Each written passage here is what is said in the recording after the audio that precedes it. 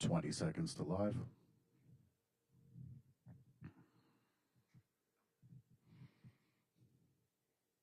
And 10 seconds to live.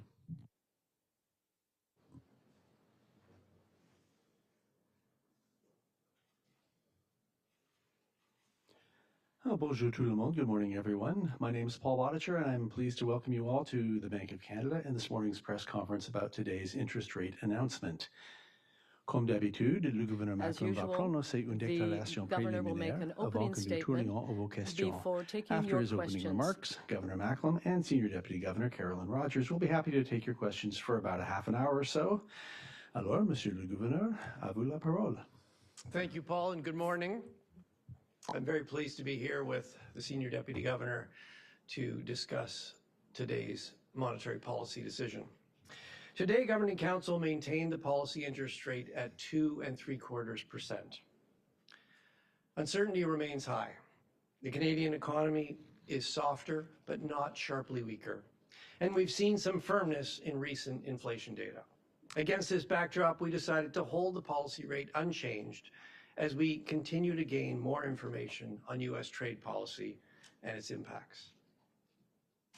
Aujourd'hui, le Conseil de direction a maintenu le taux directeur à 2,75. Today, Governing Council maintained the policy interest rate at 2.3%. L'économie canadienne s'est Uncertainty remains affaiblie, high. mais The pas de Canadian façon economy is softer, marquée. but not sharply Et les weaker. récentes And we've données seen sur some l'inflation firmness in sont recent inflation légèrement plus data. forts que prévu. Against Dans ce this contexte, backdrop, on a we décidé de laisser le decided taux to hold the directeur policy rate inchangé, le temps unchanged d'amasser plus while we d'informations sur la continue to politique gain more commerciale information américaine on et U.S. ses trade effets. policy and its impacts. Le conflit commercial trade conflict déclenché par les initiated États-Unis by the reste United le States plus grand obstacle remains the pour biggest l'économie headwind canadienne. facing the Canadian The trade economy. conflict initiated by the United States remains the biggest headwind facing the Canadian economy. Since our April decision, the U.S. administration has continued to increase and roll back various tariffs. China and the United States have stepped back from extremely high tariffs, and bilateral trade negotiations have begun with a number of countries. The extreme financial turmoil we saw in April has moderated, and stock markets have recovered their losses. However, the outcomes of the trade negotiations are highly uncertain. Tariffs are well above their levels at the beginning of 2025, and new trade actions are still being threatened. The recent further increases in U.S. tariffs on steel and aluminum announced today underline the unpredictability of U.S. trade policy. In addition to the uncertainty about U.S. tariffs, there's also uncertainty about their impacts. At its April decision, Governing Council said it would pay close attention to four things: the extent to which higher tariffs reduce demand for Canadian exports, how much this spills over into business investment, employment, and consumer spending, how much and how quickly cost increases are passed on to consumer prices, and how inflation expectations evolve. Since then, there is partial information on some of these risks and uncertainties. Let me provide an update. So far, the U.S. economy has proven resilient. Imports were strong as businesses tried to get ahead of tariffs, and that pulled down first quarter U.S. GDP. But domestic demand remained relatively strong. Early indicators for the second quarter suggest a rebound in growth as imports fall back and domestic demand continues to expand. The flip side of the strength in U.S. imports was a surge in Canadian exports. This boosted first quarter GDP growth in Canada, which came in at 2.2%, slightly stronger than the bank had forecast. The composition of growth was largely as expected. Exports and inventories were strong, but final domestic demand was roughly flat. Strong spending on machinery and equipment held up growth in business investment by more than expected. Consumer spending slowed from a very strong fourth quarter pace, but continued to grow despite a sharp drop in consumer confidence. Housing activity contracted as resales fell significantly and government spending also declined. The labor market has weakened, with job losses concentrated in trade-intensive sectors. The unemployment rate rose to 6.9% in April. So far, employment has held up across sectors that are less exposed to trade, but businesses are generally telling us they plan to scale back hiring. The pull forward in exports and inventory accumulation in the first quarter borrows economic strength from the future. So the second quarter is expected to be much weaker. Spending by Canadian families and businesses has shown some resilience in the face of U.S. tariffs and heightened uncertainty. But they are likely to remain cautious, suggesting domestic spending will remain subdued. It's still too early to see the direct effects of retaliatory tariffs in consumer price data. What we can see clearly is the impact of the elimination of the consumer carbon tax. This knocked 0.6 percentage points off inflation in April, largely due to lower gasoline prices, and pulled headline inflation down to 1.7%. This tax effect will remain in the year-over-year change in the CPI for the next 11 months before falling out next April. Inflation, excluding taxes, was 2.3% in April, slightly stronger than the bank had expected and up from 2.1% in March. The bank's preferred measures of core inflation, as well as other measures of underlying inflation, moved up in April.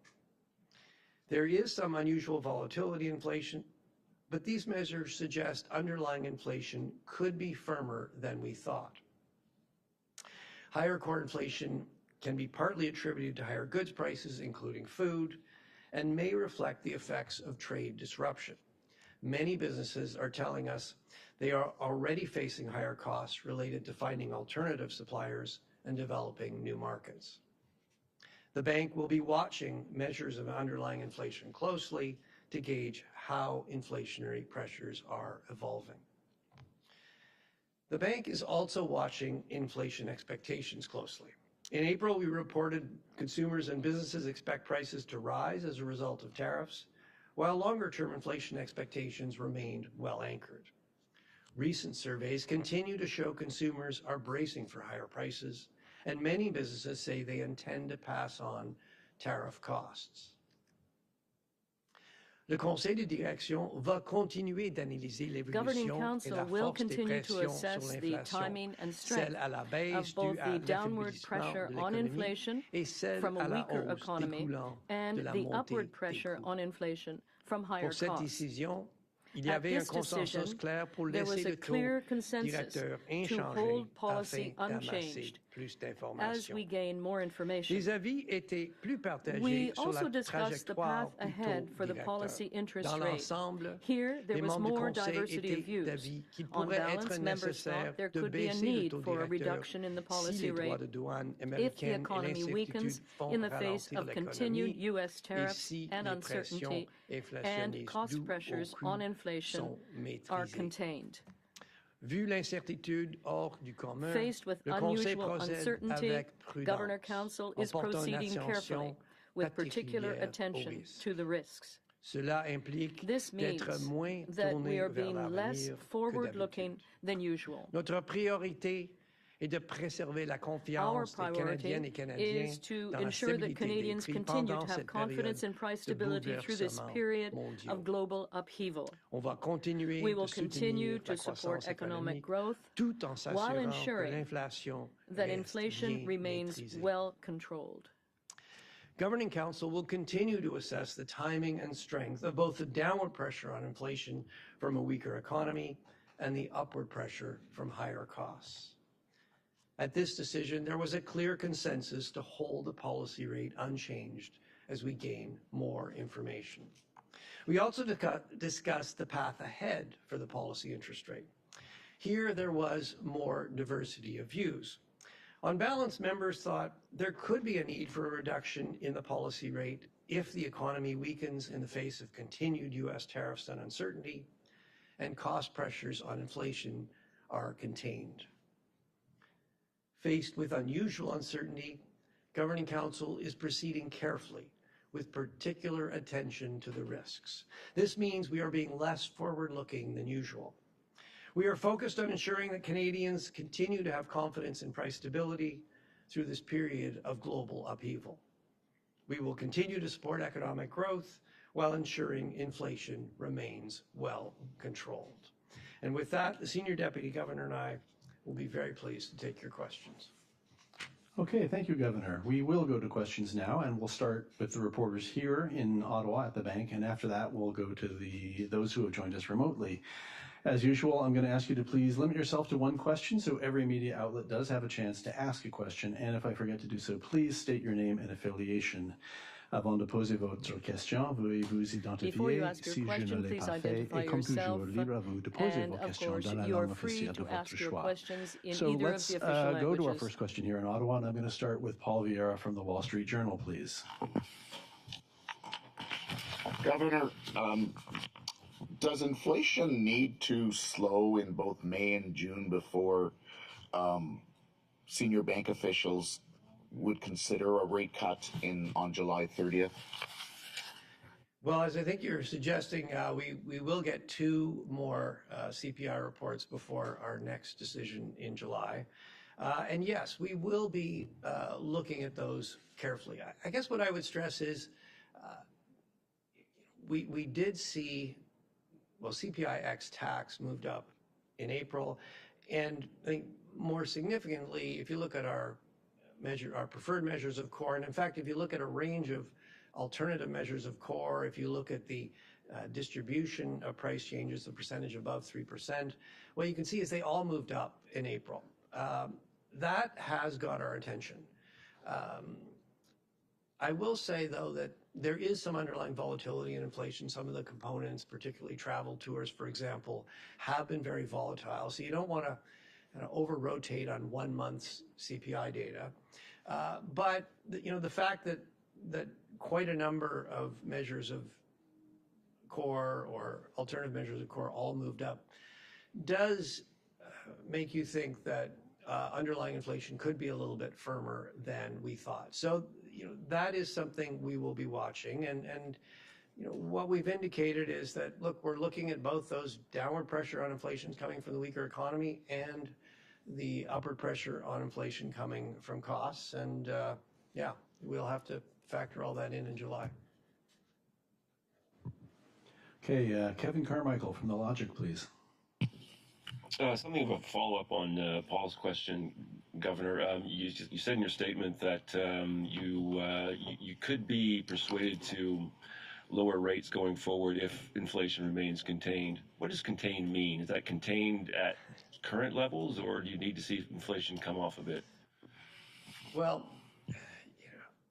I know you'd like us to give you like one number. Here it is. That's the line in the sand. It just doesn't work like that. I mean, there is a lot of uncertainty. We're being less forward-looking. We still need to be forward-looking.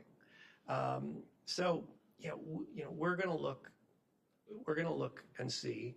I mean, I think the big message here is, look, the Canadian economy is showing some resilience to tariffs.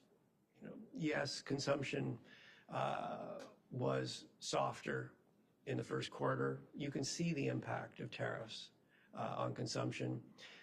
But despite a really big drop in consumer confidence, consumer spending did continue to grow in the first quarter. Business investment was actually a bit stronger than we expected in the first quarter. So you can definitely see the impact of tariffs, but there is some resilience. Having said that, look, the longer these tariffs go on, the longer this uncertainty goes on, the more it's going to weigh on the Canadian economy, the more that is going to put downward pressure on inflation, and we will be watching that very carefully. But we are also conscious that there are cost effects of tariffs. We're seeing that already. The trade disruption, I mean, what we're hearing from firms is that the trade disruption is already adding costs. They're looking for new suppliers. They're developing new markets. That's adding costs. And the retaliatory tariffs that put in place, that is not in the yet in the CPI data that we have. You will see that start to come in the months ahead.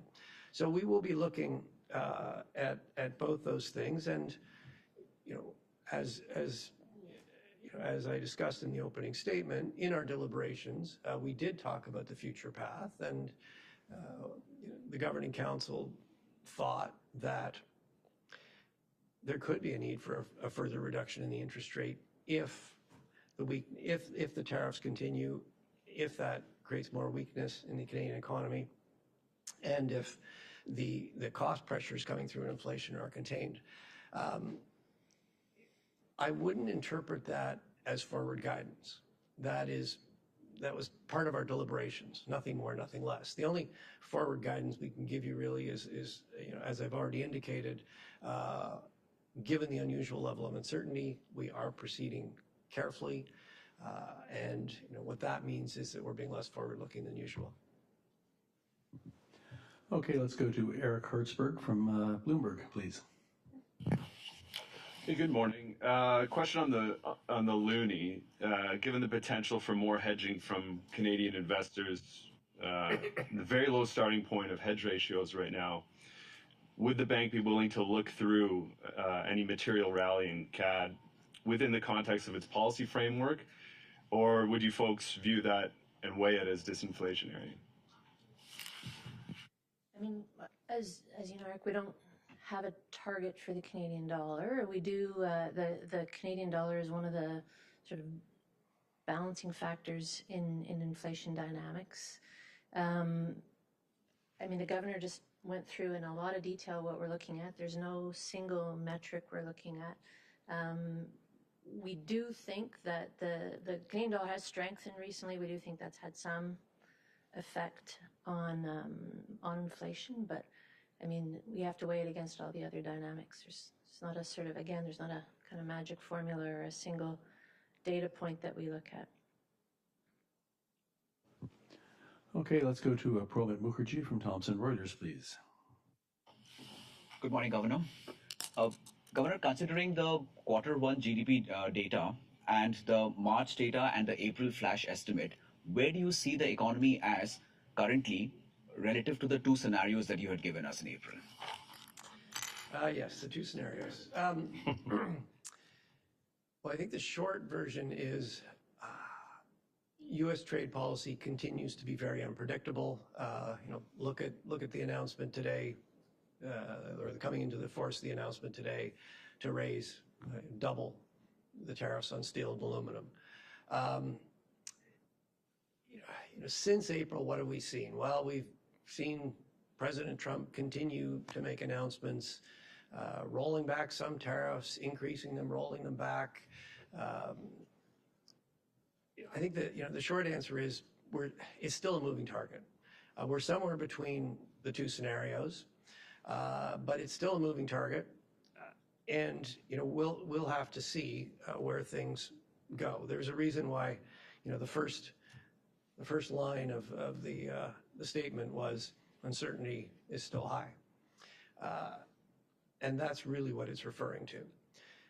I will say, since April, the likelihood of the scenario 2, which is a pretty extreme, protracted, severe trade war, that the likelihood of that does appear to have come down somewhat. China and the U.S. have stepped back from the extremely high tariffs that they had imposed and counter-imposed. And the U.S. is negotiating with a number of countries, including Canada. That has the potential to roll tariffs back at least some way. But at this point, the outcome of those negotiations remains pretty uncertain. Looking ahead to April, as I said, coming out of the G7 meeting a couple of weeks ago, I hope the situation becomes clear and we can go back to a more usual forecast, or at least a central scenario with some risks. But that's really going to depend on how things play out. So we'll see. Okay, we'll go to the back of the room now, and Craig Lord from the Canadian Press, please. Thanks, Governors. How is the lack of a spring budget from the federal government affecting your decision-making and forecasting at the bank? Well, I mean, we're doing what we always do. When governments announce new spending plans, new fiscal plans, we take those on board. We build those into our outlook. So, whatever announcements come out of the government that are, they're concrete, clear plans with numbers on them, we will take those on board. With respect to the government's plan to have a budget in the fall, to be frank, the budget is not the biggest source of uncertainty facing the Canadian economy. It's U.S. tariffs. Okay, we'll come to this side of the room now, and I'll start with Jordan Gowling, please, from the Financial Post. Hi, Governor. How much of a role did trade disruption play in the rise of core inflation in April? Can you unpack what you're seeing in the data? Because in your earlier remarks, you said that it's kind of having some impact. To be really blunt, Jordan, it's a hard question to answer. And the reason it's hard is, so we're not seeing yet in the published CPI data the effects of retaliatory tariffs. It's still too soon to see those. So those are the ones that you can track more directly because you know what things have tariffs on them, and so you can track those prices in the CPI. And in addition to the published CPI, we also get disaggregated sort of micro CPI data. So we will be able to see, tariff versus non-tariff goods going forward, or how that is playing out. But it's too early to see that in the data yet. That will come in the coming months. However, that doesn't mean that the trade disruption isn't having any impact on prices, because certainly what we hear from businesses is they're looking for new suppliers to try to avoid tariffs. They're looking for new markets to sell their goods overseas, not in the United States, where they're subject to tariffs. Those things have costs. If the new supplier had been less expensive, they would have already been buying from the new supplier. The fact that they're going to a new one suggests it's more expensive. That has costs. But because that's spread out through many goods, it's hard to say that. It's hard to really pinpoint it at this point. The other thing that's going on, getting back to a previous question about the exchange rate depreciated. It was around 73. It went down as low as 68. It's now back 72, 73 cents. But some of that depreciation may also be coming through the goods prices we're seeing now, because it takes some time for that to get passed through. As Carolyn suggested, that's now going to, assuming the dollar stays 72, 73 cents, that'll start to work in the other direction. So, and then finally, look, 1 month CPI, there's always a bit of volatility month to month. Some of the components like travel tours have been quite volatile. As I said, we're going to get 2 more CPI reports between now and our July decision. We will be parsing this question very carefully. Well, maybe just to add to what the governor said, this is where we're doing more outreach than we normally do. We're talking to businesses, so we're trying to, the data tells us one thing, but talking to Canadian businesses gives us the kind of information the governor's talking about, looking for new suppliers, carrying more inventory, and every time an announcement's made, businesses are left to kind of figure out what it means. All of that has costs. You're also seeing it in what businesses are telling us they anticipate is going to happen to their costs and to their prices and stuff. So we're putting a lot of weight right now on what we call soft data or intel we're getting from businesses. Our colleague Sharon Kazicki, Deputy Governor Sharon Kazicki, will be giving a speech tomorrow that'll kind of outline some of this. So. Yeah. Okay, Najuda Malise from the Globe and Mail, please. Hi, Governor. 8 weeks ago, you cited uncertainty. Now you're citing uncertainty again, and it doesn't look like that's going to change anytime soon. So I'm wondering if this constant evolution of trade policy continues, doesn't that uncertainty alone tilt things in favor of a rate cut? There's no question that, look, uncertainty is bad for business. It's bad for households. If you're a business and you don't know how much demand there's going to be for your product, you're obviously going to be much less to invest. So you're right. Uncertainty delays investment. It makes households more cautious. And so, yes, that will tend to weaken activity. And yes, you're seeing, you're seeing that in the Canadian economy. So, as I indicated, when the Governing Council deliberated about the future path for interest rates, on balance, different members had somewhat different perspectives. There was, it's not surprising, particularly given the uncertainty, there's going to be some diversity of views about how things are going to play out and what that means. But on balance, the Governing Council thought that, if this uncertainty continued, if U.S. tariffs continued, and that continued to weaken the Canadian economy, and if the costs pressures coming through on inflation were contained, there might be a need for, there could be a need for a further reduction in our policy interest rate. Okay, Mike Lakature, please. Governors, thanks for taking our question. I want to sort of build on what Najib was saying and maybe take a step back here. As you attempt to try and provide this certainty to Canadians, how difficult is this for the two of you to sit there and try and balance all of this as things come from the United States that you can't predict and nobody else can predict? How unprecedented is this for you in the bank? Well, look, okay, it's difficult for us, but what I'm more worried about is it's difficult for businesses that are faced with new rules of the game every week. I'm much worried about households who are worrying about the possibility that they'll lose their job. They're also trying to navigate. They don't want to pay higher prices. They're trying to navigate how are we going to find lower cost things, goods to buy that get around tariffs. So, look, it's really hard for. It's very difficult for everyone.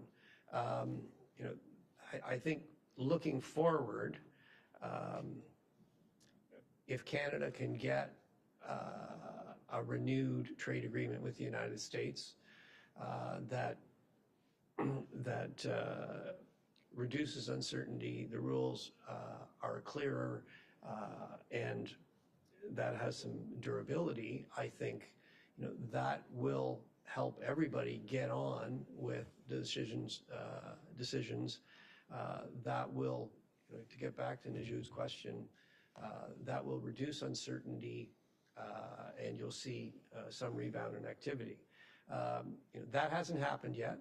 The prospect is there. The sooner that happens, the better. And we're certainly, like everybody else, we're watching announcements coming out of the White House very closely.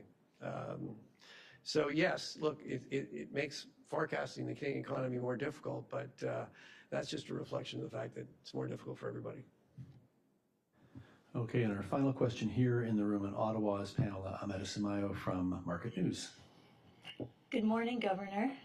The last decision had a reference to the bank potentially acting decisively if the economy broke clearly one direction or another, and that phrase is not here this time in this statement. So does that suggest that the two-sided risks have moderated a bit? I wouldn't over-rotate on, it was there last time, it's not there this time. I mean, each time we write these, we have our deliberations, and then we write down what came out of those deliberations. I think what is there this time that wasn't there last time was we gave some indication of our reaction function as we move forward. So, yes, I think, look, we did repeat that we're continuing, given the uncertainty remains high, we are continuing to proceed carefully.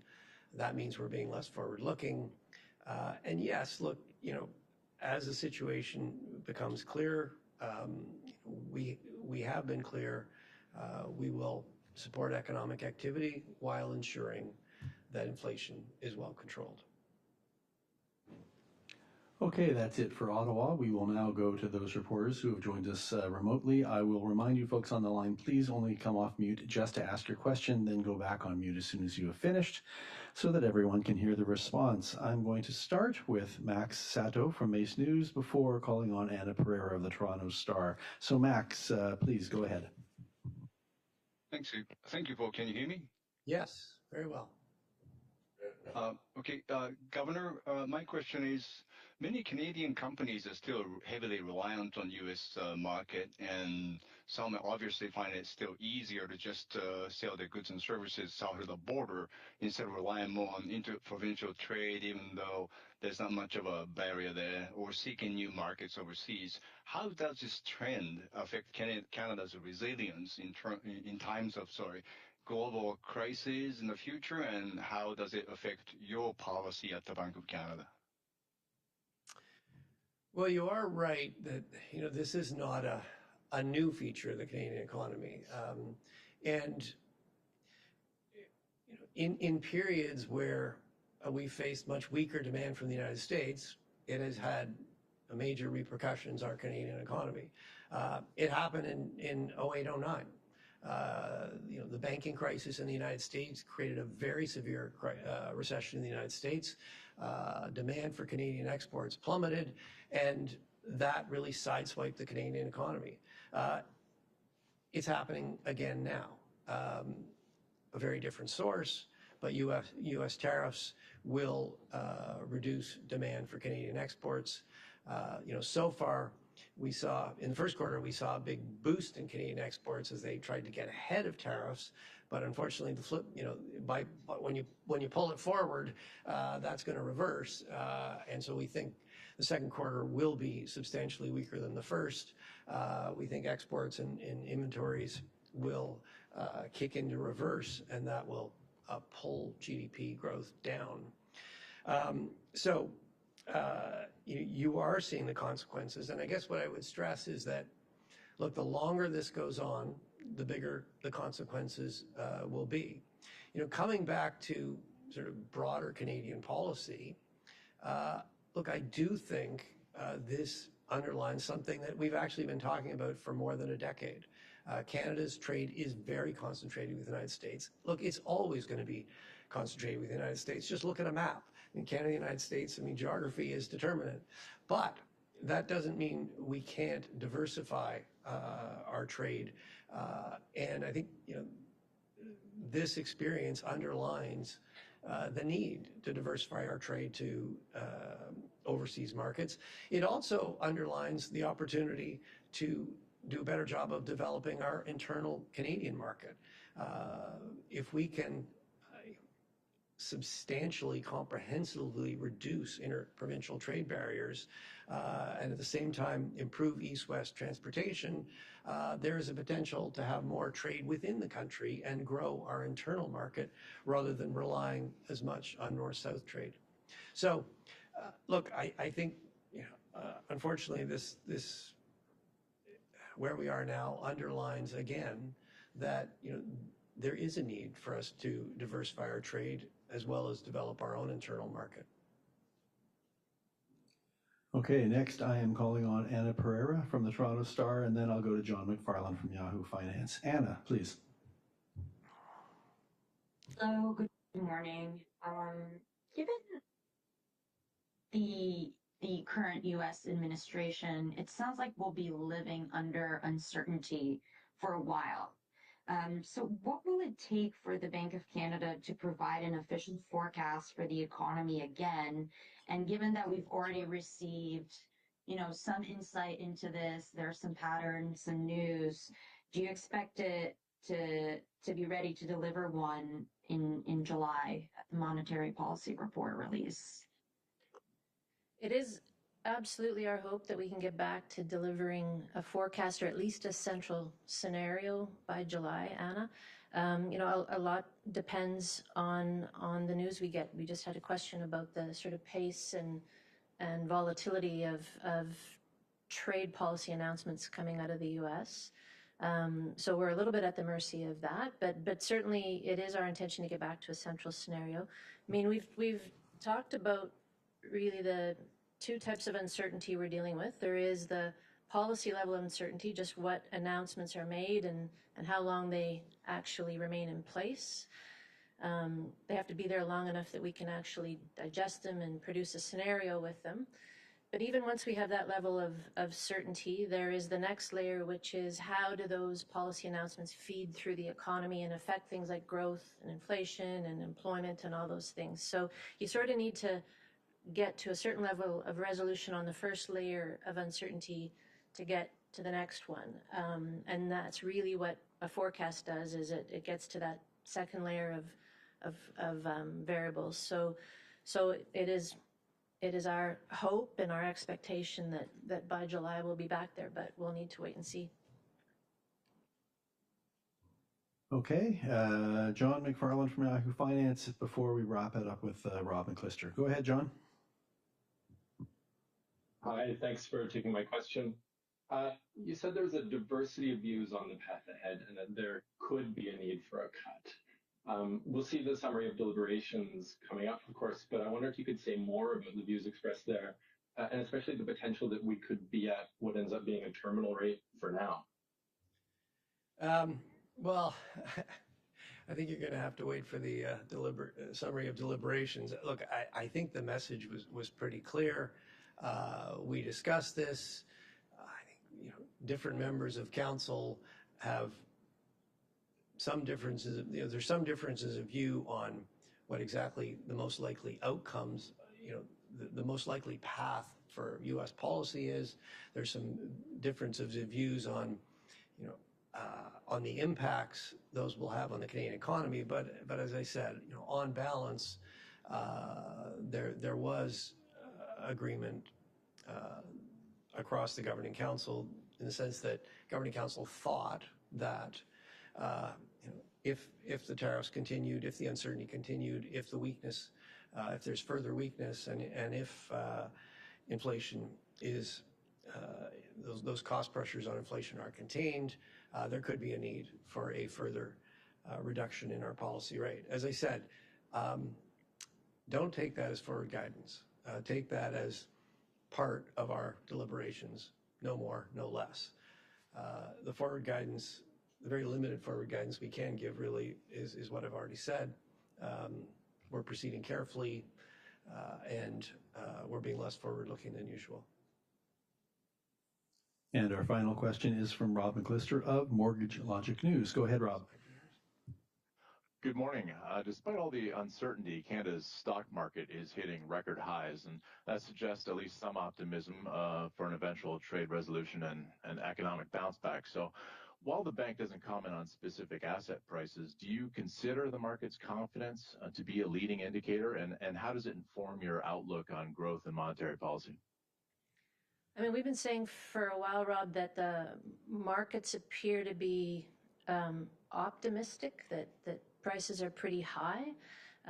Just a month or so ago in our financial stability report, we noted that markets look, at least in some sectors, to be priced to perfection. So, and our advice or our comment on that really would just be you need to keep in mind the level of uncertainty and the potential for volatility. We saw a huge bout of volatility in early April as a result of the sort of initial round of policy announcements out of the White House. We didn't see market dysfunction, so that was a good thing. That means that there's enough sort of buffers built in for markets to absorb a certain amount of volatility. But we think that we're not out of the woods yet on that volatility, that uncertainty, though that could come back, and it's important that the different market players are sort of prepared for that. Before we close up, there's a couple things you didn't ask us about that I wanted to comment on.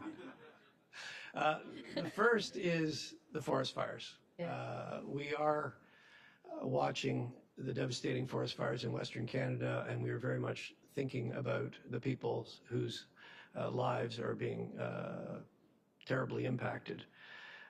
We very much hope these fires are brought under control, and we thank and salute the brave firefighters who are doing their very best to do that.